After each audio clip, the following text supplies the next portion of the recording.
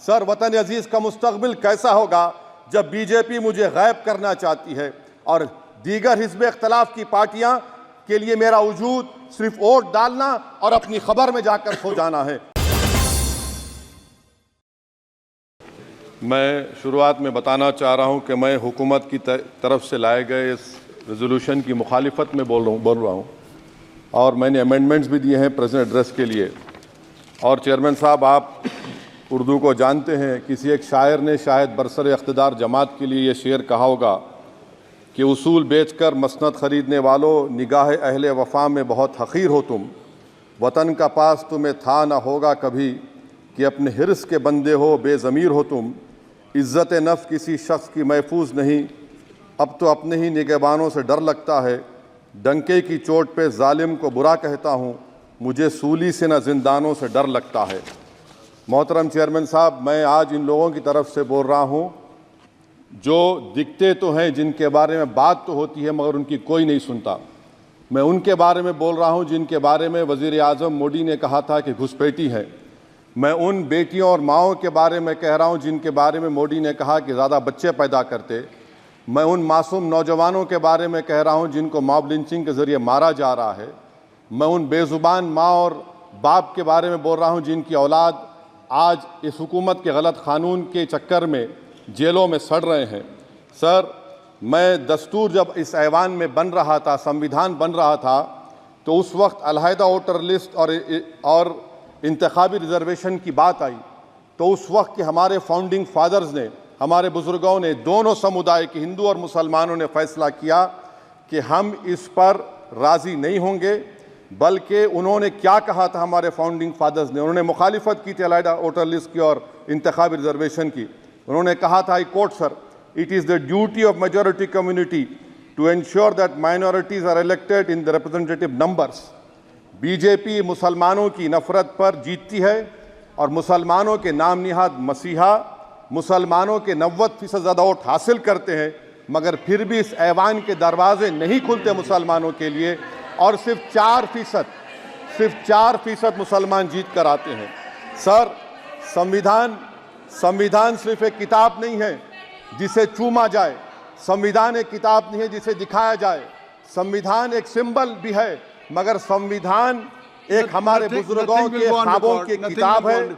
हमारे जमहूरियत को हमारे बुजुर्गों ने इस तरह समझा, हमारे फाउंडिंग फादर्स ने इस तरह जमहूरियत को समझा कि इसमें हर समुदाय और मजहब और समाज के मानने वाले लोगों की राय को शामिल किया जाएगा इस मुल्क को चलाने के लिए, मगर इस ऐवान में सिर्फ 4% मुसलमान जीत कर आते हैं। मैं संविधान से जो मोहब्बत के दावे करते हैं उनसे कहूँगा कि कभी उठाकर पढ़ो कॉन्स्टिट्यूएंट असेंबली डिबेट्स में कि नेहरू ने, HC मुखर्जी ने, सरदार हुकुम सिंह ने माइनॉरिटीज़ के बारे में क्या कहा था। सर, वतन अजीज़ का मुस्तकबिल कैसा होगा जब बीजेपी मुझे गायब करना चाहती है और दीगर हिज़्ब इख्तिलाफ की पार्टियां के लिए मेरा वजूद सिर्फ वोट डालना और अपनी खबर में जाकर सो जाना है। इसीलिए आप देखते हैं कि समाजी इंसाफ है सर कि 4% मुसलमान जीत कर आते हैं। सर, इस ऐवान में OBC समाज के MP अब अपर कास्ट के MP के बराबर हो चुके हैं। OBC समाज के MP अब अपर कास्ट MP के बराबर हो चुके हैं और 14% मुसलमान सिर्फ 4% जीत कर आते हैं। CSDS का डेटा ये बताता है कि इस मुल्क में जो वोट बैंक है, जो एक मुश्त वोट डालता है, वो अपर कास्ट का है। मुसलमान का कभी ना वोट बैंक था ना कभी रहेगा।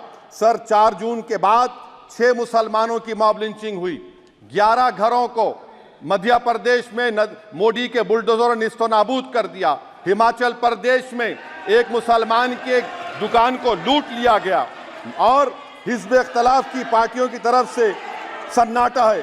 शायद अब वक्त आ चुका है कि लफ्ज़ मुसलमान का नाम लेना भी अब उस पर पाबंदी आयद कर दी जाएगी। सर, मैं ये बात बताना चाह रहा हूँ कि नरेंद्र मोदी को जो मैंडेट मिला है। एक मिनट, आप लोग बैठ जाएं, कृपया आप लोग बैठ जाएं। श्री मनसुख मांडविया जी, आप लोग बैठ जाएं, कृपया माननीय सदस्य बैठ जाएं। श्री मनसुख मांडविया जी, मनसुख मांडविया जी, कृपया आप लोग बैठ जाएं। अपने प्रारंभिक आप लोग बैठ जाएं, माननीय आप लोग बैठ जाएं। माननीय सदस्य ने बैठ जाएं। माननीय सदस्य ने अपने प्रारंभिक भाषण में जो शब्द प्रयोग करा है उसको ऑथेंटिकेट करा जाए और अभी उन्होंने उल्लेख करा कि मोदी के बुलडोजर ने वहाँ मॉब लिंचिंग करा है, उसको भी ऑथेंटिकेट करा जाए। निश्चित तौर से इसको ठीक है, ठीक है, ठीक है, ठीक है, ठीक है। उवैसी साहब जब भी कोई बात नहीं नहीं आपके सर, कहें- आप चेयर पर बैठे हैं जी, इसलिए आप उसको- मंत्री जी को पेट में दर्द हुआ, माशाल्लाह, शुक्रिया उनका। नहीं, तो मंत्री- सर मैं ये बोल मंत्री की रहा था, जवाबदेही है ये मैं अरे ये नहीं मंत्री इससे की बुरी बात क्या है? जवाबदेही। पेट में दर्द हो सकता है। नहीं, वो दर्द ये सब ठीक अच्छा है। दर्द हुआ, चलिए दर्द हुआ, दिल का दर्द हुआ। तो सर, जो नरेंद्र मोदी को मैंडेट मिला है वो सिर्फ और सिर्फ मुसलमानों की नफरत पर हिंदुत्व की वजह से मिला है। I would like to say it is not Modi's in dock, but every single person voted him despite his anti Muslim voice. And I would like to tell the opposition parties, this is not a moral victory for you, this is a victory of majoritarianism. Everyone should contemplate and do introspection. Why is it that the OBCs and the upper caste are getting their due representation? Why are the Muslims not getting? Are we here only to vote for you and not to get elected? If that is the case, please tell us that we are only here to vote for you. Sir, आज भारत के आधे नौजवान बेरोजगार हैं और रोजगार की तालाश, बेरोजगारी का आलम यह है सर कि मोदी सरकार के 5 साल में 75 लाख एस्पिरेंट्स की जिंदगी बर्बाद हो गई, 6 पेपर लीक हुआ। बेरोजगारी का आलम यह है सर कि रशिया जा रहे हैं, वहां जाकर अपनी जानों को दे रहे हैं। बेरोजगारी का आलम यह है कि नरेंद्र मोदी रोजगार का कैंप चलाती है नौजवानों के लिए कि तुम इजराइल में जाकर काम करो, उनको कैनन फॉडर बना रही है ताकि फलस्तीनियों की जायदादों को हड़प कर सके। ये भी कंक्लूड मैं, अरे सर मेरा टाइम है, कहाँ टाइम है सर, आप ये टाइम ले लिए मेरा। सर मैं 2 मिनट दीजिए। ये विश्वगुरु की पॉलिसी है, इजराइल को 27 टन हथियार जा रहा है। 9 मिलियन भारत के लोग गल्फ में काम करते हैं, क्या असर पड़ेगा? 47,000 इजरायली फलस्तीनी मार चुके हैं। क्या है हमारी पॉलिसी सर? क्यों हथियार दे रहे हैं सर? नस्लकशी हो रही है। सदर जमहूरिया के खुतबे में राष्ट्रपति के सर, मैं उसी पे बोल रहा हूं सर, उसमें लिखा हुआ है फॉरेन पॉलिसी के ऊपर, आप पैराग्राफ नंबर 25 देख लीजिए। सदर जमहूरिया में सैचुरेशन अप्रोच है। क्यों नहीं मोदी सरकार माइनॉरिटीज को तीनों स्कॉलरशिप को डिमांड करती है सर, उसको आपने बजट कम कर दिया। सर बनारस का बुनकर 18 महीने से मंडी का शिकार है, सूरत और बेंगलुरु जा रहा है। सर आखिरी बात कंक्लूड कर रहा हूं, आखिरी बात सर, पनून केस में निखिल गुप्ता, मोदी ने कहा था कि हम घर में घुसकर मारा, तो निखिल गुप्ता को किसने ऑर्डर दिया था पनून को मारने का? अगर नहीं दिया तो उसको बचाइए, और अगर दिया नहीं तो फिर उस पर पीएमएलए क्यों नहीं लगाते? और सर समाप्त करो, कमेटी बनाई आपने, उसका क्या हुआ? सर हम एससीओ को नहीं जा रहे। सर मैं आपको बता रहा हूं कि मैं अपनी इस तकरीर को टीपू सुल्तान की नजर, सुनिए सर, अब हो गया खत्म कर रहा हूं सर। मैं अपनी तकरीर को टीपू सुल्तान के नजर कर रहा हूं। ये टीपू सुल्तान की फोटो है, क्या आप इससे भी नफरत करेंगे? सर ये संविधान में टीपू सुल्तान की फोटो है जिस पर वल्लभ भाई पटेल ने साइन किया, श्यामा प्रसाद मुखर्जी ने साइन किया। ये आपकी नफरत है सर। आखिर में मैं अपनी बात को खत्म कर रहा हूं इस शेर पर कि क्या दिन दिखा रही है सियासत की धूप छांव, जो कल सपूत थे वो कपूतों में आ गए, थे इस कदर अजीम के पैरों में ताज थे, इतने हुए जलील के जूतों में आ गए। बहुत बहुत शुक्रिया सर।